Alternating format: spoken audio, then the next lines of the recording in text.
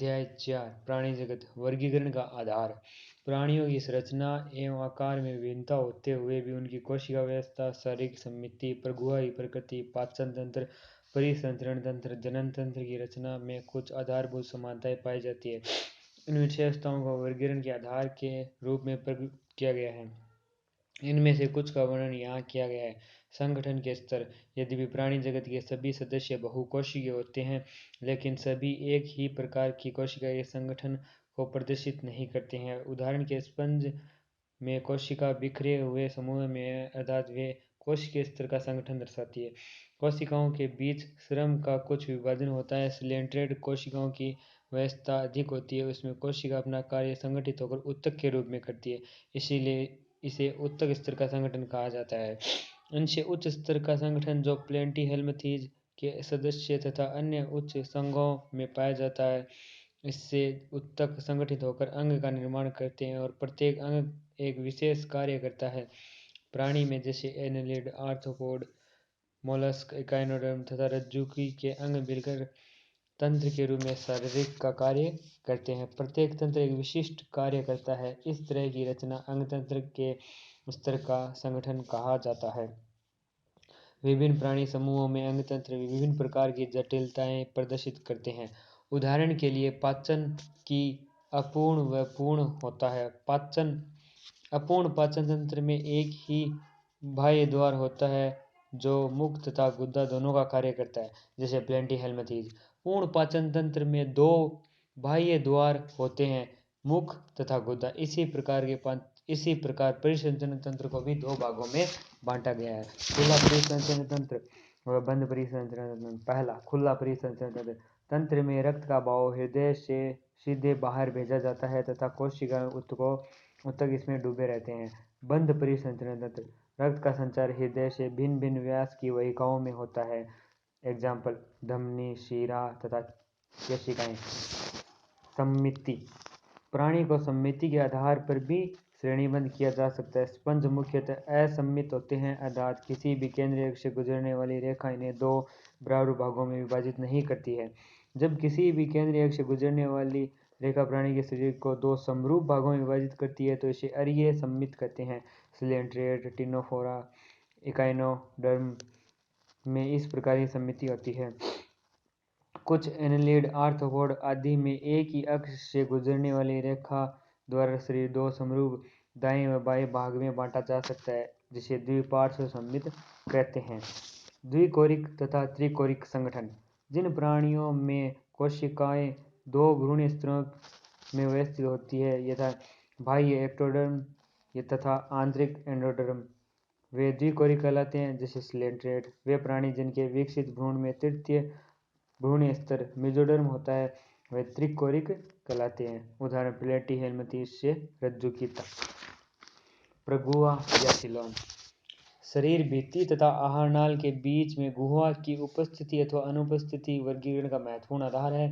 Mesoderm से आच्छादित शरीर गुहा को देह गुहा कहते हैं तथा इससे युक्त प्राणी को प्रगुही प्राणी कहते हैं। उदाहरण एनेलिडा, मोलस्क, आर्थ्रोपोड, इकाइनोडर्म, हेमिकोर्डेटा तथा कोर्डेटा।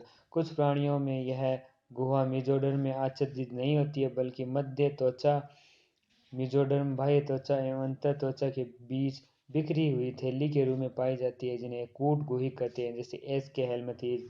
जिन प्राणियों में शरीर में गुहा नहीं पाई जाती है उन्हें अगुह्य प्राणी कहते हैं, जैसे प्लेटिहेल्मिंथेज के प्राणियों में गुहा नहीं पाई जाती है। अगला, खंडीभवन या सेगमेंटेशन। कुछ प्राणियों में शरीर बाह्य तथा आंतरिक दोनों ओर श्रेणीबद्ध खंडों में विभाजित रहता है, जिनमें कुछ एक अंगों की क्रमिक पुनरावृत्ति होती है। उस प्रक्रिया को खंडीभवन कहते हैं। उदाहरण के लिए केंचुए के शरीर का विखंडी खंडीभवन होता है और विखंडावस्था कहलाती है। पृष्ठ रज्जु। शलाका रूपी पृष्ठ रज्जु यानी नोटोकॉर्ड मध्य त्वचा यानी मेसोडर्म से उत्पन्न होती है, जो भ्रूणीय परिवर्धन विकास के समय पृष्ठ सतह में बनती होती है।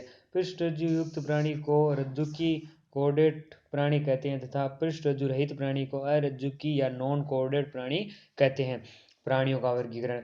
प्राणियों का विस्तृत वर्गीकरण उपर्युक्त वर्णित मौलिक लक्षणों के आधार पर किया गया है, जिसका पूरे शेष अध्याय में वर्णन किया गया है। पहला, संघ पोरीफोरा।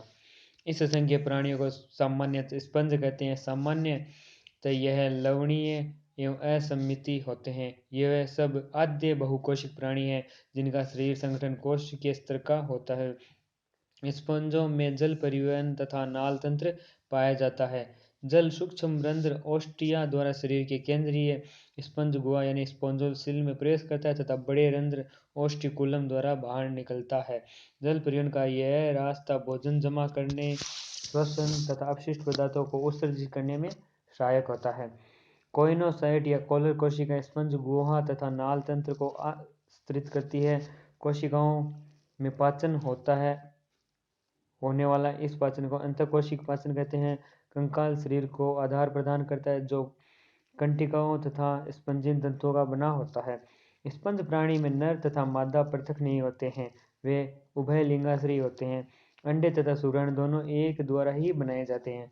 उनमें अलैंगिक जनन विखंडन तथा लैंगिक जनन युग्मकों द्वारा होता है। निषेचन आंतरिक होता है तथा परिवर्धन अप्रत्यक्ष होता है, जिसमें वैक्स रूप से भिन्न आकृति की लार्वा अवस्था पाई जाती है। उदाहरण के लिए साइकन यानी साइफा, स्पोंजिला यानी स्वच्छ जलीय स्पंज तथा यू स्पोंजिया यानी बात स्पंज। अगला संघ सिलेंट्रेटा या नाइडेरिया। ये जलीय, अधिकांश समुद्री स्थावर अथवा मुक्त तैरने वाले सममित प्राणी हैं। नाइडेरिया नाम इसकी 10 कोशिका नाइडोब्लास्ट या निमेटोब्लास्ट से बना है। यह कोशिकाएं स्पर्शकों तथा शरीर में अन्य स्थानों पर पाई जाती है। 10 कोरक या नाइडोब्लास्ट स्थिरक, रक्षा तथा शिकार पकड़ने में सहायक होते हैं। नाइडेरिया में उत्तक स्तर संगठन होता है और ये द्विकोशिकी होते हैं। इन प्राणियों में केंद्रीय जठर श्रावणी गैस्ट्रोवेस्टिकुलर गुहा पाई जाती है जो अधोमुख यानी हाइपोस्टम पर स्थित मुख द्वारा खुलती है। इनमें अंतःकोशिकी एवं अंतःकोशिक दोनों प्रकार का होता है। इनके कुछ सदस्यों जैसे प्रवाल कोरल में कैल्शियम कार्बोनेट से बना कंकाल पाया जाता है। इनका शरीर दो आकारों पॉलिप तथा मेडुसा से बनता है। पॉलिप स्थावर तथा बेलनाकार होता है, जैसे एग्जाम्पल हाइड्रा। मेडुसा छतरी के आकार का तथा मुक्त प्लावी होता है, जैसे ओरेलिया या जेलीफिश। वे नाइडेरिया जिन में दोनों पॉलिप तथा मेडुसा दोनों के रूप पाए जाते हैं, उनमें पीढ़ी एकांतर होता है, जिसे मेटाजेनेसिस होता है। उसका उदाहरण ओबेलिया।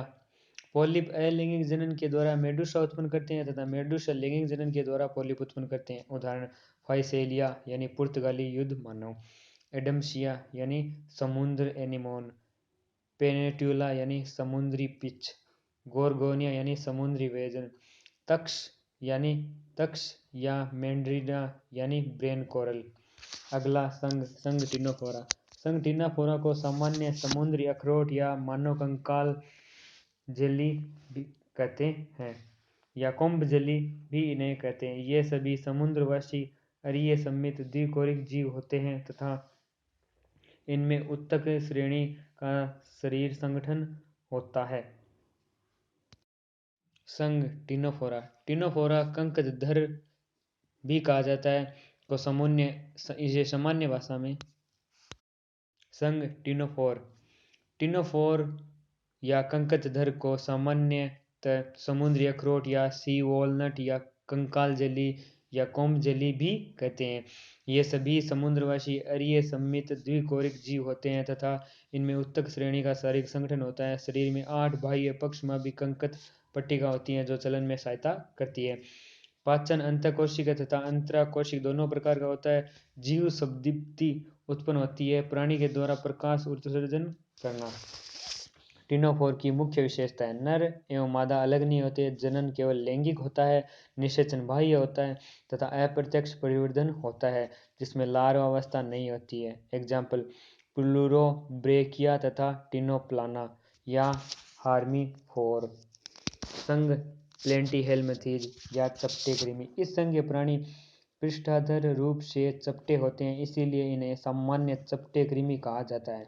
इस समूह के अधिकांश प्राणी मनुष्य तथा अन्य प्राणियों में अंतःपरजीवी के रूप में पाए जाते हैं। चपटे कृमि द्विपार्श्व सममित त्रिकोरिक तथा अप्रगुही होते हैं। इनमें अंग स्तर का शारीरिक संगठन होता है।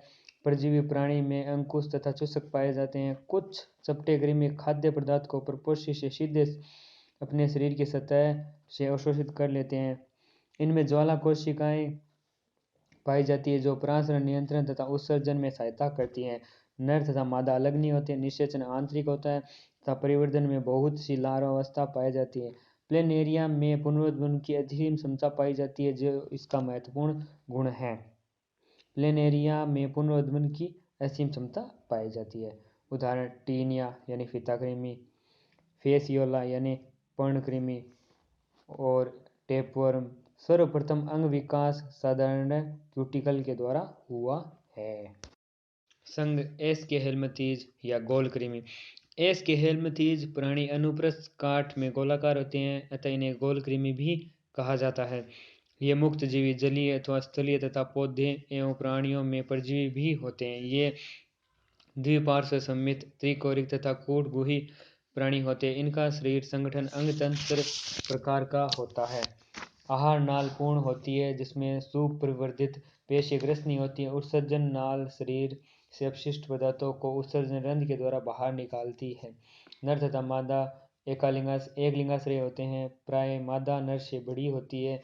निषेचन आंतरिक होता है, परिवर्धन प्रत्यक्ष होता है। वह शिशु वयस्क के समान ही दिखते हैं अथवा अप्रत्यक्ष लार्वावस्था द्वारा होता है। साधारण उदाहरण एस्केरिस यानी गोल कृमि, वूचेरिया यानी फाइलेरिया कृमि या एन्साइलोटोमा यानी अंकुश कृमि।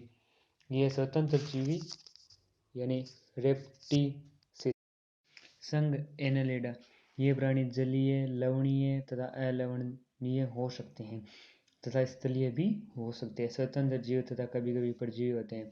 ये अंग स्तर के संगठन को प्रदर्शित करते हैं तथा द्विपार्श्व सममित होते हैं। ये त्रिकोणिक, क्रमिक, पुनरावर्ती, विखंडित, खंडित तथा गुह्य प्राणी होते हैं। इनका शरीर सतह स्पष्ट खंड अथवा विखंडों में बंटा होता है। लैटिन एलुनस अर्थात सूक्ष्म वलय, इसलिए इस संघ को एनेलिडा कहा जाता है। इन प्राणियों में अनुदैर्ध्य तथा वृत्ताकार दोनों प्रकार की पेशियां पाई जाती है जो चलन में सहायता करती है। जलीय एनेलिडा जिसे नेरिस में द्विपार्श्व पाद पाए जाते हैं जिसे पैरापोडिया कहते हैं जो तैरने में सहायता करते हैं। इसमें बंद परिसंचरण तंत्र उपस्थित होता है और इसमें वृक्क या नेफ्रिडिया पाया जाता है जो प्राणसरण नियमन का कार्य करता है और उत्सर्जन में भी सहायक होता है। तंत्रिका तंत्र में एक जोड़ी गुच्छिकाएं जिसे गैंग्लियन कहते हैं जो पार्श्व तंत्रिका तंत्र द्वारा दोहरी अधर तंत्रिका रज्जु से जुड़ी होती है। नेरिस एक जलीय एनेलिड है जिसमें नर तथा मादा अलग होते हैं, एक लिंगाश्रय होते हैं, लेकिन केंचुआ तथा जोंक में नर तथा मादा पृथक नहीं होते हैं, उभय लिंगाश्रय होते हैं। जनन लैंगिक विधि द्वारा होता है। उदाहरण नेरिस फेरिटिमा यानी केंचुआ तथा हिरुडोनिया हिरुडेनेरिया यानी रक्त चूसक जोंक। अगला आर्थ्रोपोडा। आर्थ्रोपोडा प्राणी जगत का सबसे बड़ा संघ है जिसमें कीट भी सम्मिलित है। लगभग 2/3 जाति पृथ्वी पर आर्थ्रोपोडा ही है। इसमें अंग तंत्र स्तर का शारीरिक संगठन होता है। ये द्विपार्श्व सममित होते हैं, त्रिकोणिक होते हैं, विखंडित तथा प्रगुही प्राणी हैं। आर्थ्रोपोडा का शरीर काइटिन वाही कंकाल से ढका होता है। शरीर सिर, वक्ष तथा उदर में विभाजित होता है। आर्थोस मतलब संधि, पोडा मतलब उपांग। इसमें संधि युक्त पाद होता है। श्वसन अंग कलोम, पुस्त, फुफ्फुस अथवा श्वसनिकाओं के द्वारा होता है। परिसंचरण तंत्र खुला होता है। संवेदी अंग जैसे श्रृंगिकाएं, नेत्र सामान्य तथा संयुक्त होते हैं। स्थूल पुट्टी यानी स्टेटोसिस्ट उपस्थित होते हैं। उत्सर्जन मेल पीगी नलिका के द्वारा होता है। नर मादा पृथक होते हैं तथा अधिकांश अंडप्रजनक होते हैं। परिवर्धन प्रत्यक्ष अथवा लार्वा अवस्था द्वारा अप्रत्यक्ष होता है। आर्थिक रूप से महत्वपूर्ण कीट एपिस यानी मधुमक्खी, बोम्बीबक्स यानी रेशम कीट, लेसिफर यानी लाख कीट, रोगवाहक कीट, मादा एनाफ्लीज होती है, क्यूलेक्स तथा एडीज मच्छर, यूथपीड़क टिड्डी यानी लोक्स्टा तथा जीवित जीवाश्म जिसे लिमुलस कहते हैं और इसे राज कर्कट किंग क्रेब भी कहा जाता है। और इनमें ग्रीनलैंड भी पाई जाती है संघ आर्थ्रोपोडा वाले जीवों में। अगला संघ मोलस्का। ये कोमल शरीर वाले प्राणी होते हैं। मोलस्का दूसरा सबसे बड़ा प्राणी संघ है। ये प्राणी स्थलीय अथवा जलीय लवणीय, अलवणीय तथा अंग तंत्र स्तर के संगठन वाले होते हैं। ये द्विपार्श्व सममित त्रिकोणिक तथा प्रगुही प्राणी है। शरीर कोमल परंतु कठोर कैल्शियम के कवच से ढका रहता है। इसका शरीर अखंडित, जिसमें सिर, पेश, पाद तथा एक अतरंग कुक्कुट होता है। त्वचा की नरम तथा स्पंजी परत कुक्कुट के ऊपर प्रवार बनाती है। कुक्कुट तथा प्रवार के बीच के स्थान को प्रवार गुहा कहते हैं, जिसमें पंख के समान क्लोम पाए जाते हैं, जो श्वसन एवं उत्सर्जन में दोनों में सहायक होते हैं। सिर पर संवेदी संपर्शक पाए जाते हैं। मुख में भोजन के लिए रेती के समान घिसने का अंग होता है, जिसे रेती जीवा या रेडुला कहते हैं। सामान्यतः नर मादा पृथक होते हैं तथा अंड प्रजनक होते हैं। परिवर्धन सामान्यतः लार्वा के द्वारा होता है। उदाहरण पायला यानी सेब घोंगा, पिंग टांडा यानी मुक्त शक्ति, सीपिया यानी कटलफिश, लोलिगो यानी स्क्विड, ऑक्टोपस यानी बेताल मछली, एप्लाइशिया यानी समुद्री खरगोश, डेंटेलियम या रदकवच, कीटोप्ल्यूरा यानी काइटन। डेंटेलिया को हाथीदांत भी कहते हैं। यूनियो अगला संघ इकाइनोडर्मेटा या सूलयुक्त प्राणी। इस संघ के प्राणियों में कैल्शियम युक्त अंतकंकाल पाया जाता है, इसलिए इनका नाम इकाइनोडर्मेटा सूलयुक्त प्राणी पड़ा। सभी समुद्रवासी हैं। संघ इकाइनोडर्मेटा ये सूलयुक्त प्राणी है। इस संघ के प्राणियों में कैल्शियम युक्त अंतकंकाल पाया जाता है, इसीलिए इनका नाम इकाइनोडर्मेटा सूलयुक्त शरीर है। सभी समुद्रवासी है तथा अंग तंत्र स्तर का संगठन है। वयस्क इकाइनोडर्मा अरेय रूप से सम्मिलित होती है, जबकि लार्वा द्विपार्श्व रूप से सम्मिलित होते हैं। ये सभी त्रिकोणिक तथा प्रगुही प्राणी होते हैं। पाचन तंत्र पूर्ण होता है तथा सामान्य मुख अधर तल पर एवं मलद्वार पृष्ठ नाल तंत्र पर होता है। जल स्वतंत्र इस संघ की विशिष्ट है, जो चलन, गमन तथा भोजन पकड़ने तथा श्वसन में सहायक होते हैं। स्पष्ट उत्सर्जन तंत्र का अभाव होता है। नर एवं मादा पृथक होते हैं तथा लैंगिक जनन पाया जाता है। निषेचन सामान्य बाह्य होता है। परिवर्धन अप्रत्यक्ष एवं मुक्त फलावी लार्वावस्था द्वारा होता है। उदाहरण एस्टेरियस यानी तारा मछली, एकाइनस यानी समुद्री अर्चिन, एंटिडोन यानी समुद्री लिली, कुकुमेरिया यानी समुद्री करकटी तथा ओफियूरा यानी भंगुर तारा। संघ हेमिकोर्डेटा। इन्हें हेमिकोर्डेटा पहले कशेरुकी संघ में एक उपसंघ में रखा गया था, लेकिन अब इसे अरुजुकियों में अलग संघ के रूप में रख दिया गया है। हेमिकोर्डेटा के कॉलर क्षेत्र में अविकसित संरचना होती है, जिसे स्टोमाकोड कहते हैं, जो पृष्ठरज्जु के समान संरचना है। इस संघ के प्राणी कृमि के समान होते हैं तथा समुद्री जीव हैं, जिनका संगठन अंग तंत्र स्तर का होता है। ये सब द्विपार्श्व रूप से सम्मिलित होते हैं, त्रिकोणिक होते हैं तथा प्रगुही प्राणी हैं। इनका शरीर बेलनाकार तथा सूंड तथा कॉलर लंबे वक्ष में विभाजित होता है। परिसंचरण तंत्र बंद प्रकार का होता है। श्वसन कलोम द्वारा होता है तथा सूंड ग्रंथि इनके उत्सर्जी अंग है। नर एवं मादा अलग होते हैं। निषेचन बाह्य होता है। परिवर्धन लार्वा टोनेरिया लार्वा के द्वारा अप्रत्यक्ष रूप से होता है। उदाहरण बेलेनोग्लोसन्स समुद्र किनारे सुरंग बनाकर रहते हैं। शेकेग्लोसस पृष्ठीय रज्जु नलिका तंत्र होते हैं। संघ कोर्डेटा यानी रज्जुकी। कशेरुकी संघ के प्राणियों में तीन मूलभूत लक्षण पृष्ठ रज्जु, पृष्ठ खोखली, तंत्रिका रज्जु तथा युग्मित ग्रसनी क्लोम छिद्र पाए जाते हैं। ये सभी द्विपार्श्व सम्मिलित त्रिकोणिक प्रगुही प्राणी होते हैं। इनमें अंग तंत्र तथा संगठन पाया जाता है। इसमें गुदा, पश्च, पूंछ तथा बंद परिसंचरण तंत्र होता है। अरज्जुकी एवं रज्जुकी में विशिष्ट लक्षणों की तुलना सारणी में दी गई है। संघ कोर्डेटा तीन उपसंघों में विभाजित किया गया है: यूकोर्डेटा या ट्यूनिकेटा, सेफेलोकोर्डेटा तथा वर्टिब्रेटा। उपसंघ यूरोकोर्डेटा तथा सेफेलोकोर्डेटा को सामान्यतः प्रोटोकोर्डेटा भी कहते हैं। ये सभी समुद्री प्राणी हैं। यूरोकोर्डेटा में पृष्ठरज्जु केवल लार्वा की पूंछ में पाई जाती है, जबकि सेफेलोकोर्डेटा में पृष्ठरज्जु सिर से पूंछ तक फैली रहती है, जो जीवन के अंत तक बनी रहती है। उदाहरण यूरोकोर्डेटा के एसिडिया, सेल्पा, डोलियोलम। सेफेलोकोर्डा के उदाहरण ब्रेंकियोस्टोमा, एम्फिओक्सस या लैंसलेट। कशेरुकी संघ के प्राणियों में पृष्ठरज्जु भ्रूणीय अवस्था में पाई जाती है। वयस्क अवस्था में पृष्ठरज्जु अस्थिर अथवा उपास्थल मेरुदंड में परिवर्तित हो जाती है। कशेरुकी रज्जुकी भी है, किंतु सभी रज्जुकी कशेरुकी नहीं होते। रज्जुकी के मुख्य लक्षण के अतिरिक्त कशेरुकी में 2, 3 अथवा 4 प्रकोष्ठ वाला पेशीय अधर हृदय होता है। वृक्क उत्सर्जन तथा जल संतुलन का कार्य करता है तथा पंख, फिन या पाद के रूप में 2 जोड़ी युग्मित उपांग पाए जाते हैं। उपसंग वर्टिब्रेटा को पुनः निम्न उपवर्ग में विभाजित किया गया है। पहला वर्ग साइक्लोस्टोमेटा। साइक्लोस्टोमेटा वर्ग के सभी प्राणी। कुछ मछलियों में बाह्य परजीवी होते हैं। इसका शरीर लंबा होता है जिसमें श्वसन के लिए 6 से 15 जोड़ी क्लोम छिद्र होते हैं। साइक्लोस्टोम में बिना जबड़ों का चूसक तथा वृत्ताकार मुख होता है। इसके शरीर में सल्क तथा युग्मित पंखों का अभाव होता है। कपाल तथा मेरुदंड उपास्थल होता है। परिसंचरण तंत्र बंद प्रकार का है। साइक्लोस्टोम समुद्री होते हैं किंतु जनन के लिए अलवणीय जल में प्रवास करते हैं। जनन के कुछ दिन के बाद वे मर जाते हैं। इसके लार्वा कायांतर के बाद समुद्र में लौट आते हैं। उदाहरण पेटामाइजोन यानी लेम्प्रे तथा मिक्सिन यानी हैंगफिश।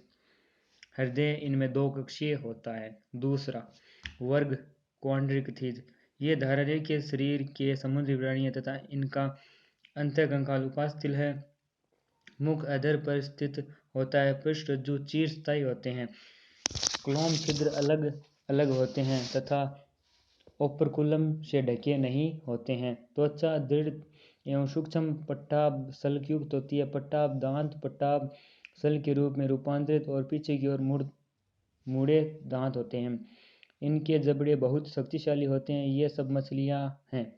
वायुकोश की अनुपस्थिति के कारण ये डूबने से बचने के लिए लगातार तैरते रहते हैं। हृदय 2 प्रकोष्ठ वाला होता है जिसमें एक आलिंद एक निलय होता है। इसमें से कुछ में विद्युत अंग होते हैं, उदाहरण टोरपीडो, तथा कुछ में विषदंश होते हैं, उदाहरण ट्राइगोन होते हैं। ये सब असमतापी होते हैं यानी पाइकिलोथर्मिक होते हैं, अर्थात इनमें शरीर का ताप नियंत्रण की क्षमता बिल्कुल भी नहीं होती। नर तथा मादा अलग होते हैं। नर में श्रोणी पंख में क्लेश पर पाए जाते हैं। निषेचन आंतरिक होता है तथा अधिकांश जरायुज होते हैं, उदाहरण स्कोलियोडोन यानी कुत्ता मछली, प्रिस्टिस यानी आरा मछली, कारकेरोडोन यानी विशाल सफेद शार्क, ट्राइगोन यानी व्हेल शार्क। वर्ग ओस्टिकथीज। इस वर्ग की मछलियां लवणीय तथा अलवणीय दोनों प्रकार के जल में पाई जाती है। इनका अंतःकंकाल अस्थिल होता है। इनका शरीर धारारेखित होता है। मुख्यतः अधिकांश अग्र सिर के अंत में होता है। इनमें 4 जोड़ी क्लोम छिद्र दोनों ओर ओपर्कुलम से ढके रहते हैं। त्वचा साइक्लोसॉइड टिनोयोड सल्क से ढकी रहती है। इनमें वायुकोश उपस्थित होता है जो उत्प्लावन में सहायक होता है। हृदय 2 प्रकोष्ठ का होता है जिसमें एक आलिंद तथा एक निलय होता है। ये सभी असमतापी होते हैं। नर तथा मादा अलग अलग होते हैं। ये अधिकांश अंडज होते हैं। निषेचन प्राय बाह्य होता है। परिवर्धन प्रत्यक्ष होता है, उदाहरण समुद्री एक्सोसीटस यानी उड़न मछली, हिप्पोकैम्पस यानी समुद्री घोड़ा, अलवणीय बियो यानी रोहू, कतला क्लेरियस यानी मांगूर, एक्वेरियम बेटा यानी फाइटिंग फिश, पेट्राइसम यानी एगज मछली। मलाशय व मूत्र जनन छिद्र अलग अलग होते हैं। अगला वर्ग एम्फीबिया यानी उभयचर। जैसा कि नाम से विदित है, ग्रीक एम्फी 2 प्लस बायोस जीवन है कि उभयचर जल तथा स्थल दोनों में रह सकते हैं। इनमें अधिकांश में 2 जोड़ी पैर होते हैं। शरीर सिर तथा धड़ में विभाजित होता है। कुछ में पूंछ उपस्थित होती है। उभयचर की त्वचा नम सल्क रहित होती है। नेत्र पलक वाले होते हैं। बाह्य कर्ण की जगह कर्णपटल या टिम्पेनम पाया जाता है। आहरणाल मूत्राशय तथा जनन पथ एक कोष्ठक में खुलते हैं जिसे अवस्कर कहते हैं और जो बाहर खुलता है। श्वसन कलों फुफ्फुस तथा त्वचा के द्वारा श्वसन होता है। हृदय 3 प्रकोष्ठ वाला होता है जिसमें 2 आलिंद एक निलय होता है। ये असमतापी प्राणी नर तथा मादा अलग होते हैं। निषेचन बाह्य होता है। ये अंडोत्सर्ग करते हैं तथा विकास परिवर्धन प्रत्यक्ष अथवा लार्वा के द्वारा होता है, उदाहरण बुफो यानी टोड, राना टिग्रिना यानी मेंढक, हाइला यानी वृक्ष मेंढक, सेलामेंडर यानी सेलामेंडर, इक्वीथ योफिस यानी पादरहित उभयचर। वर्ग सरीसृप। सरीसृप नाम प्राणियों के रेंगने या सरकने के द्वारा गमन के कारण लैटिन शब्द रेपरे अथवा रेप्टम रेंगना या सरकना से लिया गया है। यह सब अधिकांश स्थलीय प्राणी जिनका शरीर शुष्क शल्क युक्त त्वचा से ढका रहता है। इसमें किरेटिन द्वारा निर्मित बाह्य त्वचीय शल्क या प्रशल्क पाए जाते हैं। इनमें बाह्य कर्ण छिद्र नहीं पाए जाते हैं। कर्णपटल बाह्य कान का प्रतिनिधित्व करता है। 2 जोड़ी पाद उपस्थित हो सकते हैं। हृदय सामान्यतः 3 प्रकोष्ठ का होता है, लेकिन मगरमच्छ में 4 प्रकोष्ठ का होता है। यह इसका अपवाद है। सरीसृप असमतापी होते हैं। सर्प तथा छिपकली अपनी शल्क को त्वचीय कैप्सूल के रूप में छोड़ते हैं। लिंग अलग अलग होते हैं। निषेचन आंतरिक होता है। यह सब अंडज तथा परिवर्धन प्रत्यक्ष होता है। उदाहरण: किलोन यानी टर्टल, टेस्टुड्यूल यानी टोर्टॉइज, कैमलियोन यानी वृक्ष छिपकली, केलोटस यानी बगीचे की छिपकली, एलिगेटर यानी एलिगेटर, क्रोकोडाइल यानी घड़ियाल, हेमीडेक्टाइल्स यानी घरेलू छिपकली, जहरीले सर्पनाजा यानी कोबरा, वेग्रेस क्रेत यानी वाइपर। अगला वर्ग एवीज, जिसे पक्षी कहते हैं। एवीज का मुख्य लक्षण शरीर के ऊपर पंखों की उपस्थिति तथा उड़ने की क्षमता होती है। कुछ उड़ नहीं सकने वाले हैं, जैसे ऑस्ट्रिच, शुतुरमुर्ग को छोड़कर। इनमें चोंच पाई जाती है। अग्रपाद रूपांतरित होकर पंख बनाते हैं। पश्चपाद में सामान्य शल्क होते हैं, जो रूपांतरित होकर चलने, तैरने तथा पेड़ों की शाखाओं को पकड़ने में सहायता करते हैं। त्वचा शुष्क होती है। पूंछ में तेल ग्रंथि को छोड़कर कोई और त्वचा ग्रंथि नहीं पाई जाती है। अंतकंकाल की लंबी अस्थियां खोखली होती है, जो वायुकोश युक्त होती है। इनके पाचन पथ में सहायक संरचना क्रोप तथा पेशनी होती है। हृदय पूर्ण 4 प्रकोष्ठ का होता है, जिसमें 2 अलिंद 2 निलय होते हैं। ये समतापी होम्योथर्मस होते हैं, अर्थात यह अपने शरीर का ताप नियत बना सकते हैं। श्वसन फुफ्फुस के द्वारा होता है। वायुकोश फुफ्फुस से जुड़कर सहायक श्वसन अंग का निर्माण करता है। उदाहरण: कार्वस यानी कौवा, कोलुम्बा यानी कपोत, सिटिकुला यानी तोता, स्ट्रियो यानी ऑस्ट्रिच, पेवो यानी मोर, एंटिनोडाइटीज यानी पेंगुइन, सुडोगाइपस यानी गिद्ध। वर्ग स्तनधारी। इस वर्ग के प्राणी सभी प्रकार के वातावरण में पाए जाते हैं, जैसे ध्रुवीय ठंडे भाग, रेगिस्तान, जंगल, घास के मैदान तथा अंधेरी गुफाओं में। इनमें से कुछ में उड़ने तथा पानी में रहने का अनुकूल होता है। स्तनधारियों का सबसे मुख्य लक्षण दूध उत्पन्न करने वाली स्तन ग्रंथि है, जिससे बच्चे पोषण प्राप्त करते हैं। इनमें 2 जोड़ी पाद होते हैं, जो चलने, दौड़ने, वृक्ष पर चढ़ने के लिए, बिल में रहने, तैरने अथवा उड़ने के लिए अनुकूलित होते हैं। इनकी त्वचा पर रोम पाए जाते हैं। बाह्य कर्ण पल्लव पाए जाते हैं। जबड़े में विभिन्न प्रकार के दांत होते हैं, जो मसूड़ों की वर्तिका में लगे होते हैं। हृदय 4 प्रकोष्ठ वाला होता है। श्वसन की प्रक्रिया पेशी डायफ्राम के द्वारा होती है। लिंग अलग होते हैं तथा निषेचन आंतरिक होता है। कुछ को छोड़कर सभी स्तनधारी बच्चे को जन्म देते हैं, यानी जरायुज होते हैं, तथा परिवर्धन प्रत्यक्ष होते हैं। इनके उदाहरण: अंडज यानी ऑर्निथोरिकस, प्लेटिपस या डकबिल, जरायुज मैक्रोपस कंगारू, टेरोपस यानी फ्लाइंग फॉक्स, कैमिलस यानी ऊंट, मकाका यानी बंदर, रेटस यानी चूहा, कैनिस यानी कुत्ता, फेसिस यानी बिल्ली, एलिफस यानी हाथी, इक्वस यानी घोड़ा, डोलिफिन्स यानी सामान्य डॉल्फिन, वेले निपटेरा यानी ब्लू व्हेल, पैंथेरा टाइग्रिस यानी बाघ, पैंथेरा लियो यानी शेर। समाप्त। संघ एनिलिडा से लेकर कोर्डेटा तक सभी प्राणी में परिसंचरण तंत्र पाया जाता है और सभी प्रगुही प्राणी होते हैं। प्लेटिहेल्मिंथेस से लेकर कोर्डेटा में सभी में द्विपार्श्व सममित होते हैं। इसका अपवाद केवल इकाइनोडर्मेटा है, जो अरीय सममित भी होते हैं। एस के हेल्मिंथेस से लेकर कोर्डेटा तक पाचन तंत्र पूर्ण पाया जाता है। प्लेटिहेल्मिंथेस से लेकर